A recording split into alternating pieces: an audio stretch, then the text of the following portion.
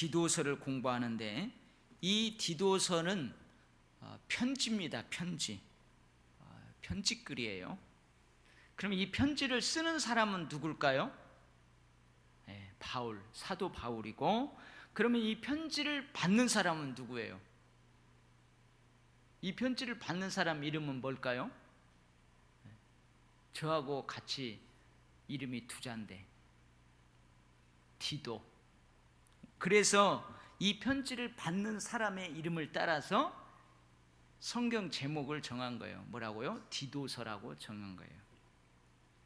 자, 그러면 이 디도는, 여러분 사도 바울은 많이 알죠? 사도 바울은 잘 알아요. 어느 정도 알아요. 근데 이 디도는 어떤 사람인가?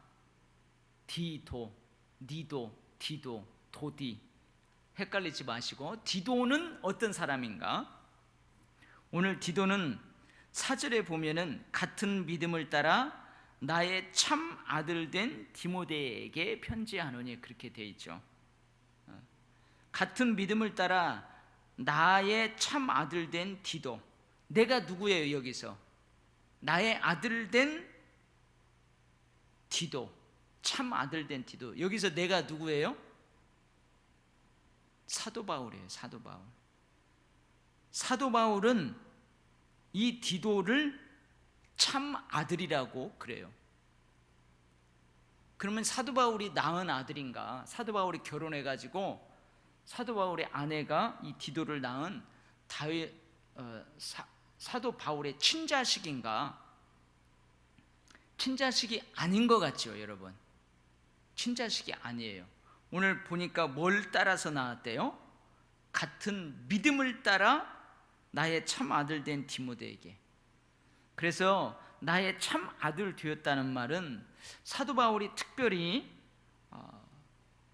복음 사역에 있어서, 그리고 자기가 하나님이 맡겨주신 그 사명을 감당함에 있어서 자기의 참 소중한 동역자들, 그리고 자기가 전한 복음을 통해서 회심한 사람들, 자기가 전한 예수 그리스도라는 그 복음을 통해서 예수를 믿게 된 사람들, 그리고 그 믿음을 가졌을 때고 그 믿음이 점점 자라가지고 복음과 사도 바울의 복음 사역에 소중하게 쓰임받았던 동역자들, 그런 사람들을 뭐라고 하냐면은 내가 복음으로 너를 낳았다 그래요. 사도 바울이 복음으로 너를 낳았다 그래요. 엄마가 아기를 낳는 것처럼 이 사도가 복음으로 그 사람을 낳은 거예요.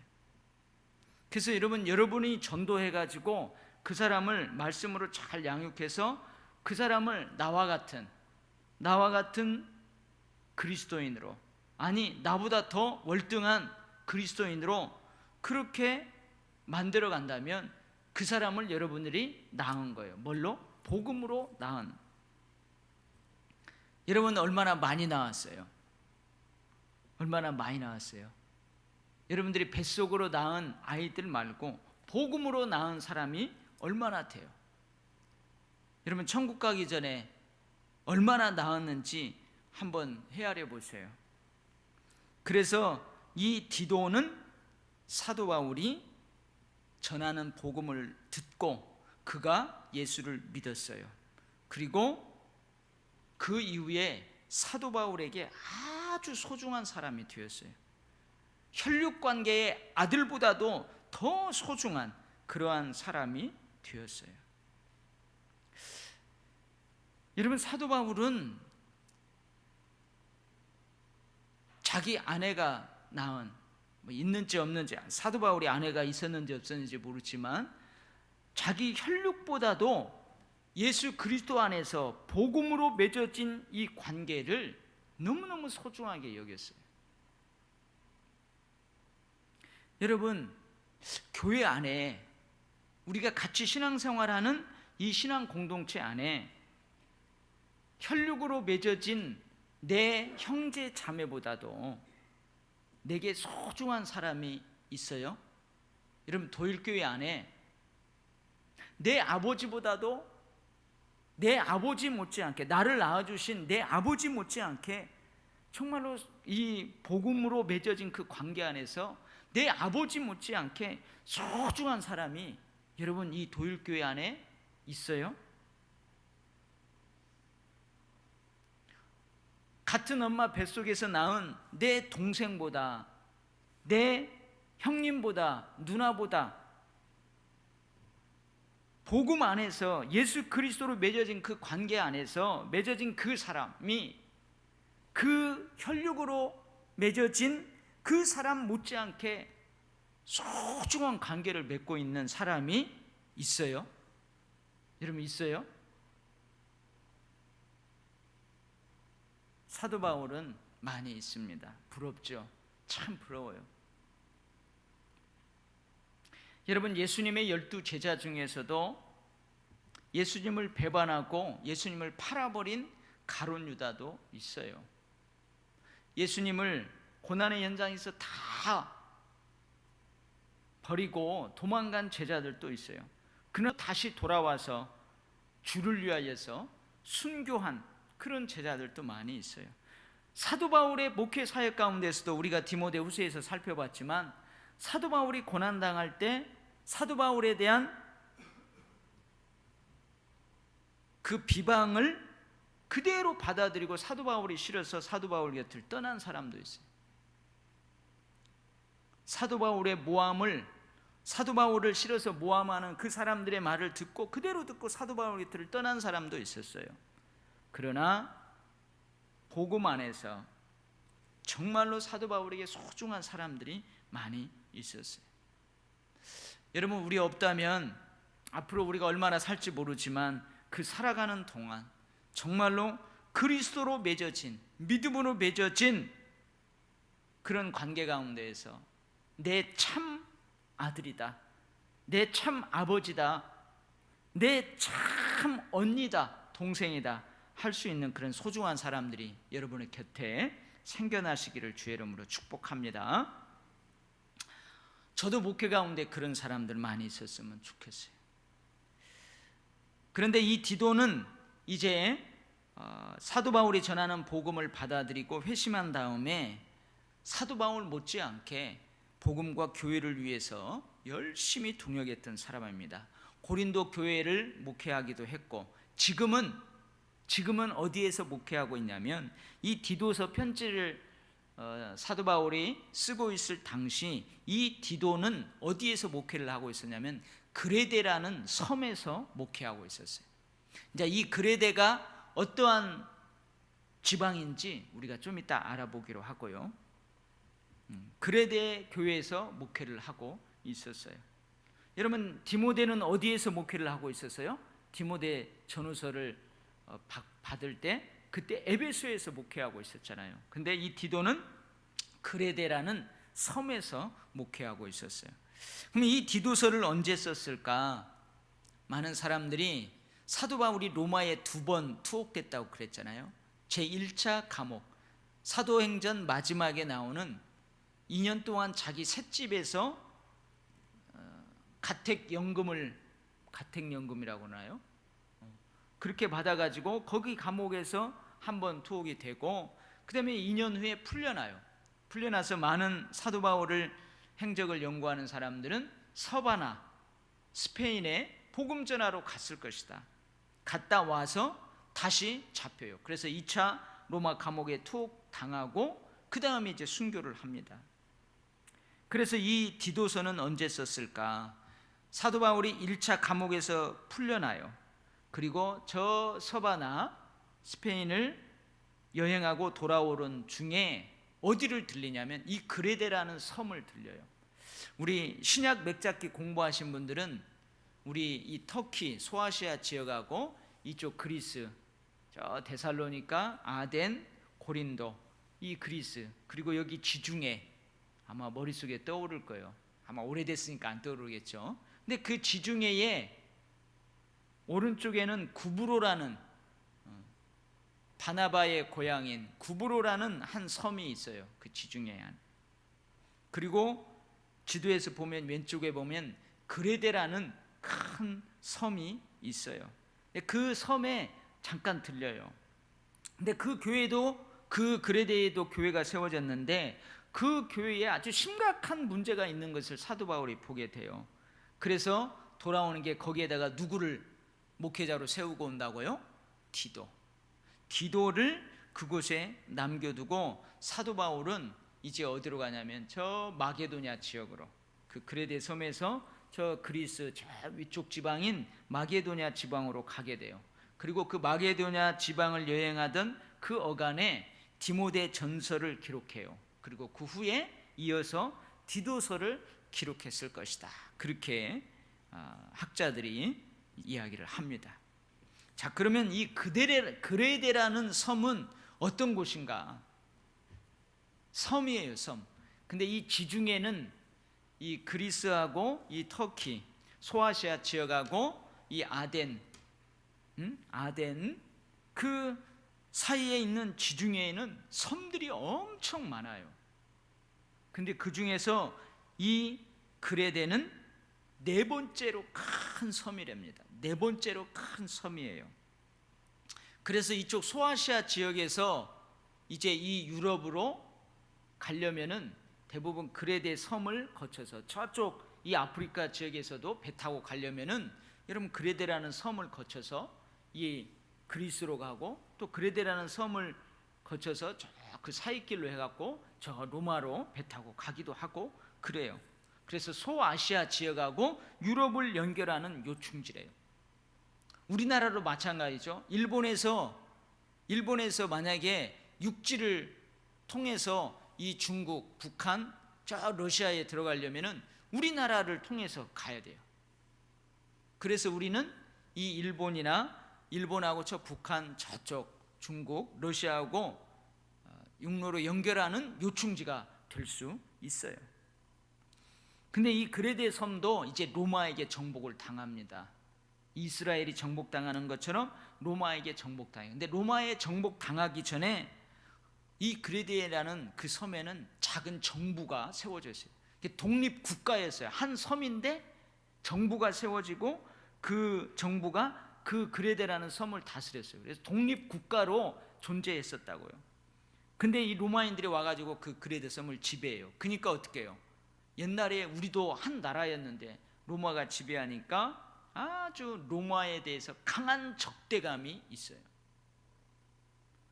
그래서 이 로마의 지배에 대해서 막 저항운동을 하는 거죠. 우리가 일제강점기 때 우리 3.1운동 때 막 만세도 부르고 또 의사들, 내과 성형외과 의사가 아니고 열사들, 안중근 의사, 그런 분들이 어떻게 해요? 윤봉길 의사 이런 분들이 도시락에다가 폭탄해가지고 우리나라를 지배하고 있는 저 일본 군인들에게, 열차에게 폭탄 던지고 막 하는 것처럼 일제에 저항하는 운동, 폭동이 자주 일어났어요. 일본에서 보면 폭동이에요. 로마에서 보면 그레데 섬에서 일어나오는 로마에 대한 저항 운동이 폭동인 거예요.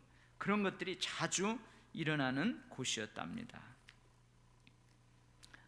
이런 역사적인 거 말고 이 그레데 섬에 사는 사람들의 심성이 어땠는지를 엿볼 수 있는 그 말씀이 있어요. 여러분, 우리 안산에 신길동에 사는 많은 사람들의 심성이 어떤가? 거모동에 사는 사람들의 심성이 어떤가? 거기 오래 살다 보면요, 이웃들하고 함께 지내다 보면 그 사람들의 심성을 알게 돼요. 한번 볼까요? 디도서 한 장 넘겨봐요. 디도서 1장 12절 말씀. 이 그레데라는 섬의 국민성이라고 할 수 있어요. 시민성이라고 할 수 있어요. 분위기라고 할 수 있어요. 윤리적이고 도덕적인 분위기가 어떤가를 엿볼 수 있어요. 12절 한번 읽어봐요. 같이 시작. 그레데인 중에 어떤 선지자가 말하되 그레데인들은 항상 거짓말쟁이며 악한 짐승이며 배만 위하는 게으름뱅이라 하니 이 증언이 참되도다. 그러니까 이 기원전에 한 선지자가 있었대요. 근데 그 선지자가 이 그레데 사람들을 보고 이 그레데 사람들의 습성은 이렇다 했는데 사도 바울도 그 말이 맞다는 거죠. 자, 그레데 사람들의 심성은 뭐래요? 첫 번째로 거짓말쟁이들이래. 물론 그레데 섬에 사는 사람들이 다 거짓말 하겠어요? 근데 대부분 거짓말을 잘한다는 의미죠.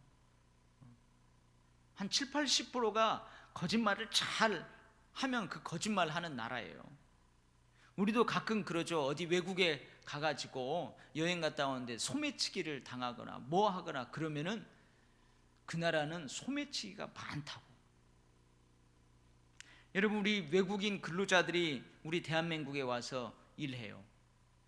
근데 그 일한 외국인 근로자들이 그 사업장의 사업주한테 월급 받지 못하고 육체적으로 혹독함을 당하고 자기가 일하다가 어디가 다쳐도 산재 처리 안 해주고 치료하지 안 해주고, 그래서 여러분 우리나라를 떠나게 되면 그 사람들이 돌아가가지고 뭐라고 그래요?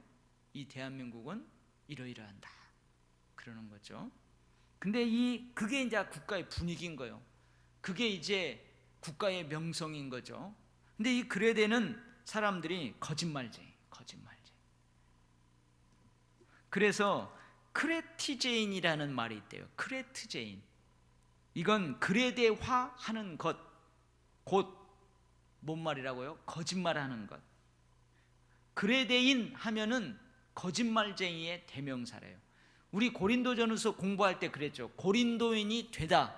이것은 수거처럼 쓰인다고 그랬어요. 어떤 수거? 고린도인이 된다. 고린도인이 되었다. 너 고린도인이 다 됐구나. 이 말은 뭐냐면 너 성적으로 문란하구나. 너 성적으로 타락한 사람이구나. 그 수거예요. 그걸 지칭하는 대명사예요. 왜 그래요?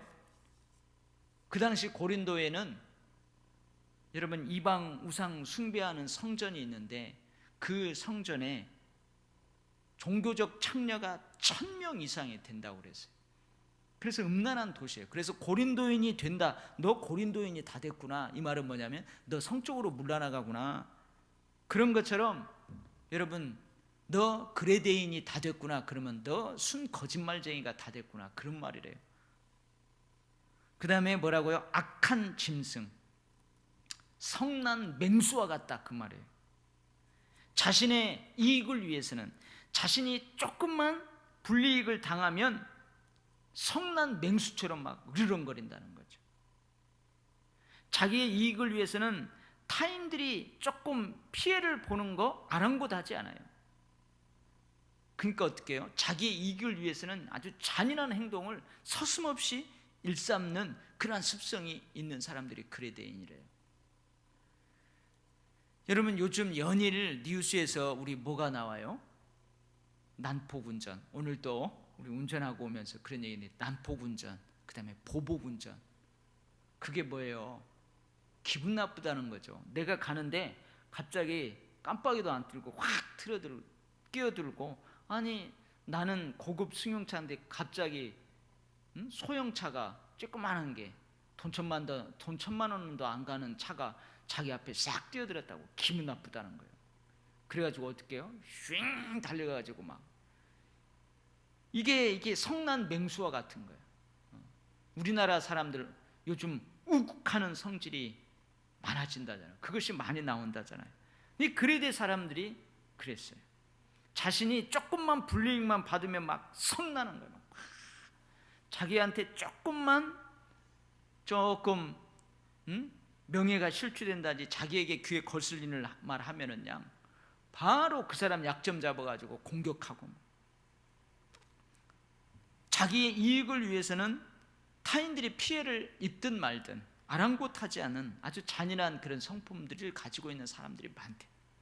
그 다음에 배만 위하는 게으름 장애, 부당하고 아니한 방법으로 자신의 이익과 만족을 추구하는 탐욕스러운 사람, 일하지 아니하면서도 뭔가 배를 불리려고 하고 게으르다 보니까 부당하게 뭔가 자기의 이익을 추구하려고 하는 이러한 탐욕스러운 사람들.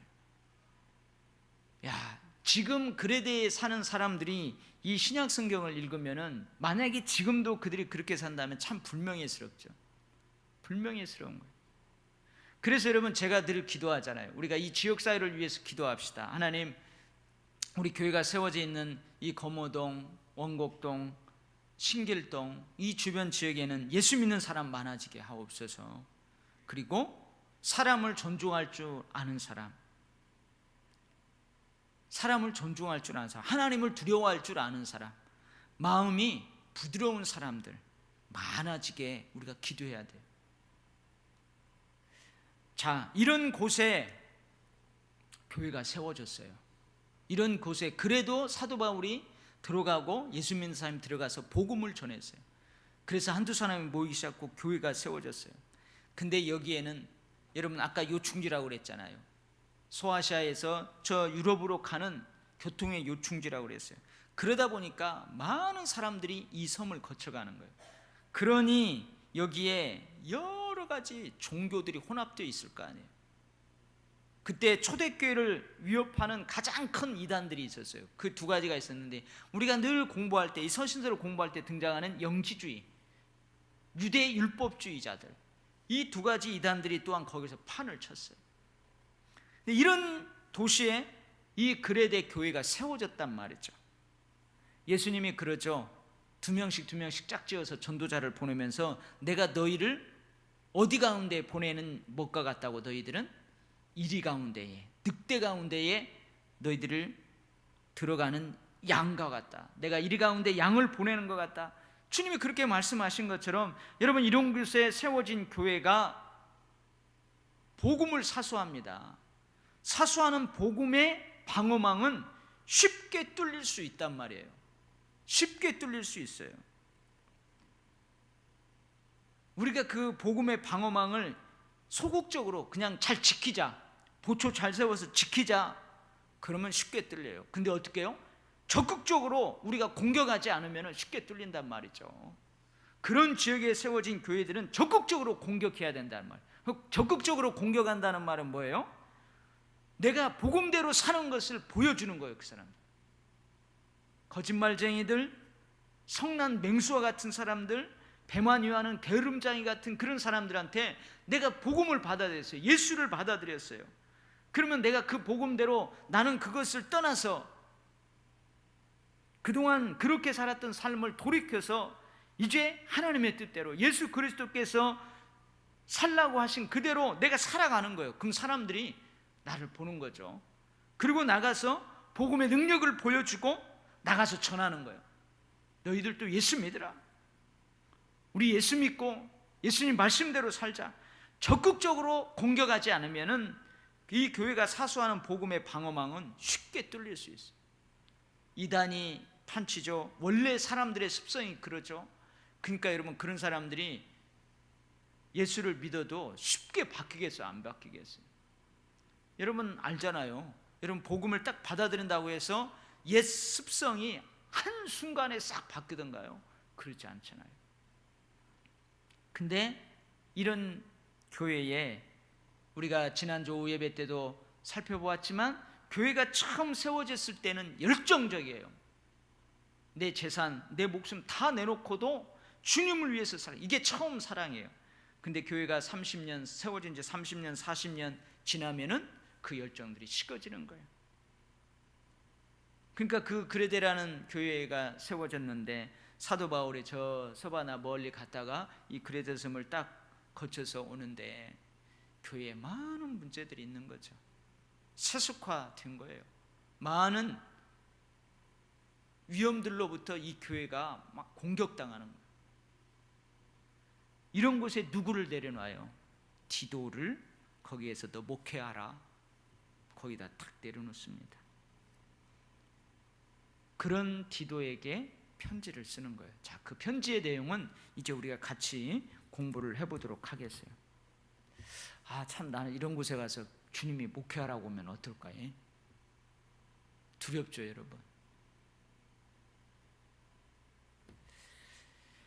자, 그러면은 이게 이제 그레데라는 교회고 또 이제 디도에 대해서 알아봤어요. 이제 사도 바울을 좀 우리가 알아봐야 됩니다. 우리 사도 바울은 잘 알고 있어요. 근데 서신서마다 자기를 소개할 때 소개하는 그 소개가 조금씩 달라요.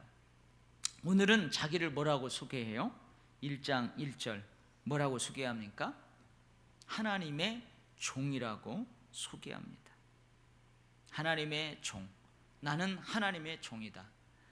여긴 좀 특이해요. 다른 데는 예수 그리스도의 종 바울 그러는데 여기서는 하나님의 종.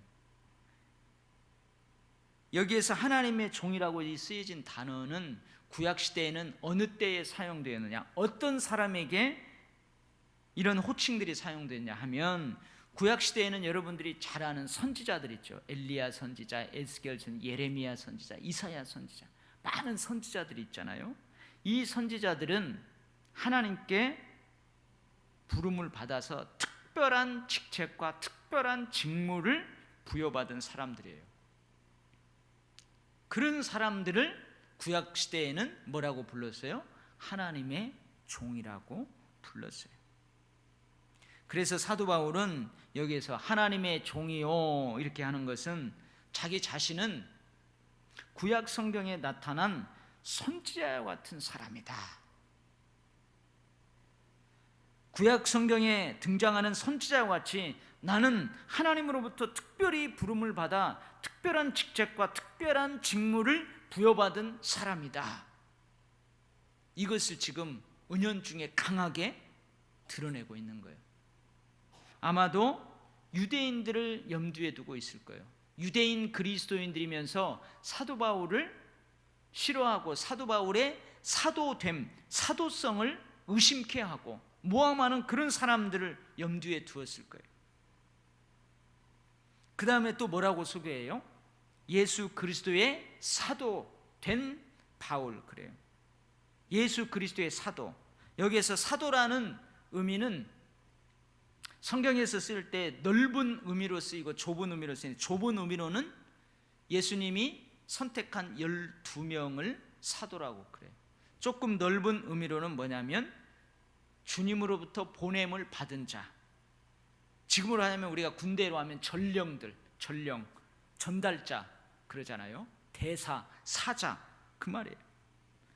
그러니까 하나님께서 예수 그리스도를 통해서 보여주신, 계시하신 그 복음을 전달하는 전달자라는 말이에요, 자기가. 그래서 이 사도 바울의 쓴 서신서를 다 보면 하나님의 종이라고도 하고 예수 그리스도의 종이라고도 하고 예수 그리스도의 사도라고도 하고 그래요. 다 자기를 소개할 때 이러한 호칭은 뭐 때문에 그러냐, 다 이유가 있어요. 우리가 복음서를, 아니 이 서신서를 다 공부해 봤지만 사도 바울의 사도성을 인정하지 않는 사람들이 많았거든요. 사도 바울의 이 사도직을 인정하지 않아요. 사도의 권위를 인정하지 않으려고 하는 사람들이 많았어요. 그래서 늘 이 서신서를 쓸 때에는 자기의 사도됨이 어디에 근거하고 있는지, 그래서 자기가 사도된 권위가 어디에 있는지 그것을 설명합니다. 그래서 자기의 사도권, 사도직의 정당성을 은연중에 자기 스스로 변론하는 거예요. 그래서 늘 서신서 첫머리에 보면은 자기를 그렇게 소개하고 있습니다. 그 다음에 사도 바울이 그러면은 자기가 하나님의 종으로 그리스도의 사도로 하나님께 사도권을 부여받은, 사도직을 부여받은 이유가 뭐냐, 그 이유를 설명해요. 자, 오늘 2절 1절 말씀, 하나님의 종이요 예수 그리스도의 사도인 나 바울이 사도 된 것은, 자 거기에 이유가 나와 있어요. 왜 사도가 되었는지, 하나님이 택하신 자들의 믿음 때문에 사도가 되었대요. 믿음을 위해서. 그 다음에 경건함에 속한 진리의 지식을 위해서. 그 다음에 2절 영생의 소망을 위해서 사도가 되었대요. 자, 이 말 한번 하나하나 우리가 좀 살펴봐요. 자, 하나님이 택하신 자들의 믿음, 이게 무슨 말일까? 택하신 자들의 믿음을 위해서 자기가 사도가 되었대요. 사실은 이 사도라고 하는 더 뒤에 가면 전도자가 되었대요. 전도의 사명을 하나님이 주었대요. 이게 무슨 말이냐? 여러분, 하나님이 택하신 자들이 있어요. 택하시고 예정하시고 선택하신 자들이 있어요. 그 자들이 하나님의 나라의 백성이 돼요. 근데 그 택하신 자들을 어떻게 찾아낼까요?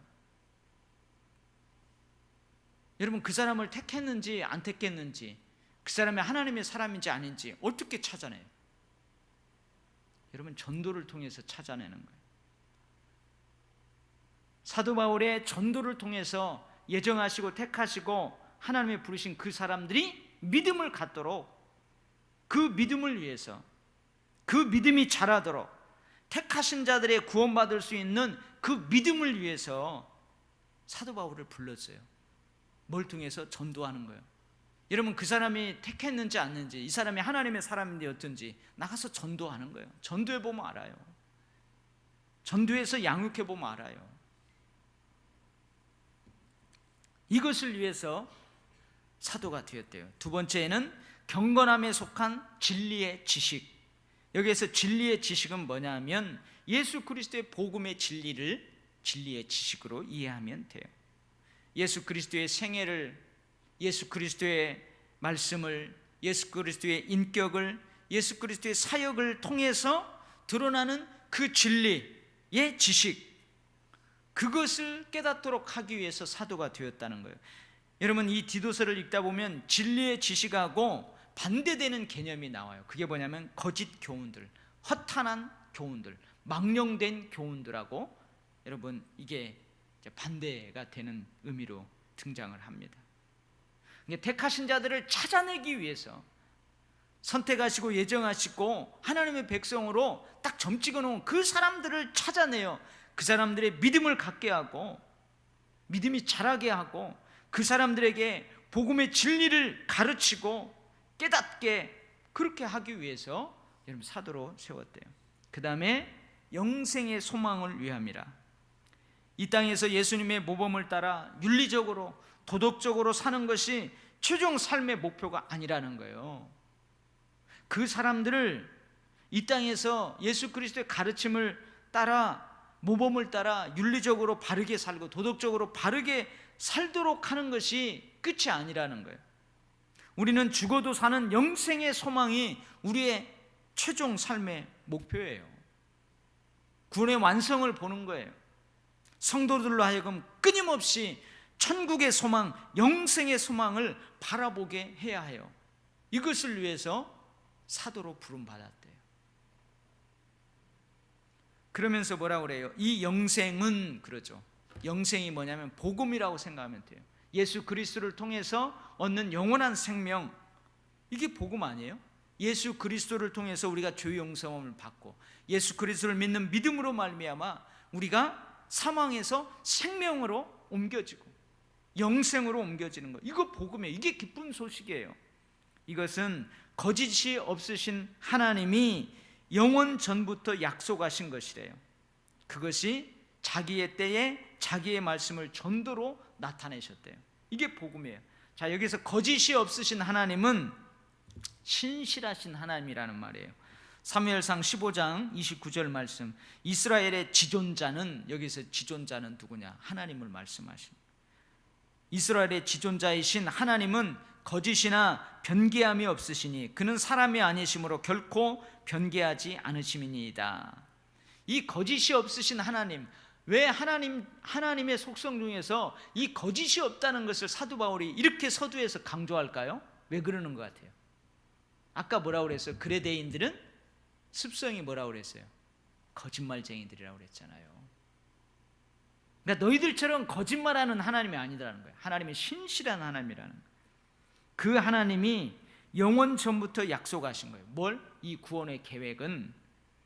그래서 영원 전부터 여기에 나와 있는 시간이라는 단어가 있어요. 시간이라는 단어, 그리고 자기 때라는 시간이라는 개념이 나와요. 여러분들 이 설교 많이 들었을 거예요.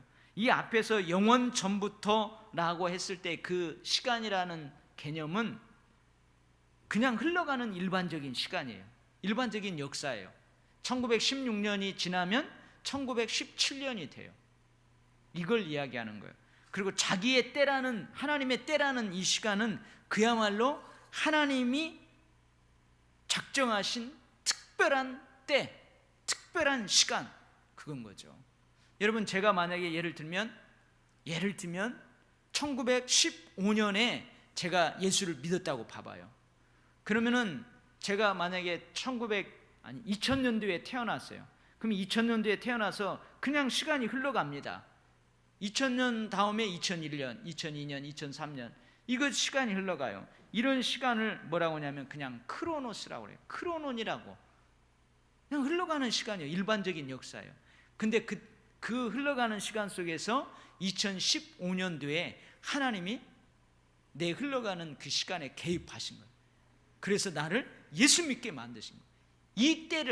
이 때를 하나님이 개입한 때, 이것을 카이로스라고 여러분 많이 들어보셨잖아요. 그런 거죠. 그래서 우리 역사가 시작되기 전에, 그냥 흘러가는 일반 시간이 시작되기 전부터 하나님이 구원의 계획을 가지고 계셨다는 거예요. 그리고 어느 때에, 자기의 때에, 이 때는 언제일 것 같아요? 예수 그리스도께서, 말씀이신 예수 그리스도가 육신이 되어 이 땅에 성육신한 사건, 그래서 십자가를 지시고 죽으시고 부활하신 그때를 이야기하는 거예요. 그때 이 구원의 계획을 하나님께서 성육신하신 예수 그리스도를 통해서, 예수 그리스도의 성육신 사건을 통해서 나타내셨다는 거예요. 나타내셨다는 거예요. 그러면서 이제 사도 바울이 뭐예요? 뒤에 가서 전도에 대한 사명을 이야기합니다. 이제 특정한 그때에 예수 그리스도를 통해서 이 영생을 하나님이 보여주셨어요. 이제 우리가 이 영생을 전도해야 돼요. 이 영생의 삶을 살 수 있도록 전도해야 돼요. 그래서 3절에 그죠. 이 전도는 우리 구주 하나님이 명하신 대로 내게 맡기신 것이라. 여러분, 전도는 해도 되고 안 해도 되는 게 아니라는 거예요. 하나님의 명령이에요. 전도는 은사가 아니에요. 나는 은사가 있기 때문에 전도하고 나는 은사가 없기 때문에 전도 안 하는 거 아니에요. 전도는 은사가 있든 없든 하나님으로부터 선택하시고 예정하고 부르심을 받아 하나님의 백성이 된 사람, 예수를 믿는 사람들은 다 전도는 하나님의 명령이에요. 하나님이 나에게 맡겨주신 명령이에요. 그러면 이 전도란 뭐냐? 우리 전도란 뭐예요? 아까 나왔잖아요, 앞에. 오늘 본문 말씀에서 전도란 뭐냐? 두 가지예요. 택하시고 예정하신 이들에게 구원받는 믿음을 갖도록 하는 거예요. 우리가 나가서 외칠 때, 여러분, 하나님의 선택하고 선택하신 분들, 예정하신 분들, 우리 전도를 통해서 그 사람들을 찾아내요. 그 사람들 믿음을 갖게 해요. 믿음을 성장하게 해요. 이게 전도라는 거예요. 그 두 번째 전도는 뭐예요? 하나님의 특별한 때, 하나님의 특별한 사건에 동참하는 것이 전도예요. 전도. 여러분, 우리가 나가서 전도할 때 우리 전도를 듣고 그 사람이 예수를 영접했어요. 그러면 그 사람에게 그 시간은 그냥 흘러가는 일반적인 시간이 아니에요. 특별한 시간이에요. 그 사람이 나중에 믿음을 갖게 됐어요. 천국에 갈 때, 막 임종할 때 자기 일반적인 역사를 돌아보면서 그때 내가 지금 이름은 가물가물하지만 아마 도일교회 무슨 집사님이었을 거야. 그 사람이 나한테 와서 이 복음을 전하지 않았다면, 전도를 하지 않았다면, 그때 전도해서 내가 그때부터 예수 믿는 이 복을 누리며 살아갔다고. 그때를 어떻게 해요? 특별한 하나님의 때, 하나님의 시간으로 기억하는 거예요. 그게 여러분 전도입니다. 그러면서 뭐라고 그래요? 디모데도 나처럼 똑같은 믿음을 따라 동일한 사명을 받은 동역자다. 동일한 믿음을 따라 동일한 사역에 동참하는 자다. 그런 네 디도에게 하나님 아버지와 그리스도 예수 우리 구주로부터 은혜와 평강이 있기를 원하노라. 이렇게 하면서 이제 편지를 시작합니다. 그러니까 디도가 어떤 사람이고, 디도가 지금 어떤 도시에 세워진 교회에서 목회하고 있고, 그리고 디도 네가 앞으로 어떻게 그 교회를 목회해야 되는지 사실은 이 서두에서 어느 정도 밝히고 있어요. 자, 이제 다음 시간부터 그러면은 이 디도에게 이제 그러한 지역에 세워져 있는 교회를 어떻게 목회하라고 하는지, 특별히 무엇을 강조하는지 우리 같이 공부하면서 은혜를 나누도록 하겠습니다. 기도하겠습니다. 하나님 아버지 감사합니다. 창세 전부터 아버지께서 우리를 구원하실 계획을 가지시고 이제 예수 그리스도를 통하여서 우리를 구원시켜 주셨으니 감사합니다. 돌아보니 하나님이 이미 우리를 택해 놓으셨습니다. 내가 예수 그리스도 안에서 이제 영생을 소망하며 살아가는 삶을 살게 된 그 이후에 내 삶을 돌아보니 하나님이 나를 예정해 놓으셨습니다. 감사합니다. 이제 하나님 아버지, 누군가 나에게 복음을 전함으로 내가 하나님의 선택한 하나님의 백성이라는 것을 알고 이제 그 나라 안에서 신앙생활에 나가는 것처럼 나도 나아가서 복음을 전함으로 하나님의 백성들을 찾아내게 하시고 복음을 전함으로 전도함으로 그들에게 믿음이 자라가는 길을 내가 열 수 있도록 하나님 우리를 전도자로 사용하여 주시옵소서. 하나님, 그레데가 그 도시에 사는 사람들의 심성들이 별로 좋지 않았음을 우리가 엿보았습니다. 주님, 우리 도일교회를 이곳에 세워주셨습니다. 하나님, 우리가 먼저 복음을 받은 자로서 복음에 합당한 삶을 살아감으로, 그러면서 우리가 삶으로 복음의 능력을 보여주고 우리가 그 말씀 부여잡고 기도할 때 하나님이 근동에도 예수 믿는 사람들 많아지게 하시고 사람을 존중하고 하나님을 두려워하고 딱딱하게 굳어진 마음들이 부드럽게 바뀌는, 사단적이고 마귀적이고 정욕적인 것들은 다 물러가고 죽음의 권세는 물러가고 스승의 역사들이 일어나는 그런 지역사회가 되기를 원합니다. 우리 교회를 세워주셨사오니 우리를 이곳에 자리 잡게 하셨사오니 우리를 그렇게 전도자로 사용하여 주시옵소서. 이 사역 감당하도록 하나님이 우리에게 능력도 주시고 우리에게 은혜와 평강을 늘 넘치도록 덧입혀 주옵소서. 하나님 아버지, 사도 바울과 디모데의 관계를 생각해 봅니다. 핏줄은 아니지만 예수 그리스도로 맺어진 관계가 그렇게 소중한 관계가 되었습니다. 하나님, 우리 도일교회 안에서 같은 공동체에서 들어가며 나아가며 신령한 꼴을 먹는, 한솥밥 먹는 우리 모두도 하나님 이렇게 소중한 참 아들된 디도라고 고백할 수 있는 그런 관계의 사람들 만나게 하시고 세울 수 있게 하여 주시옵소서. 예수님 이름으로 기도합니다. 아멘.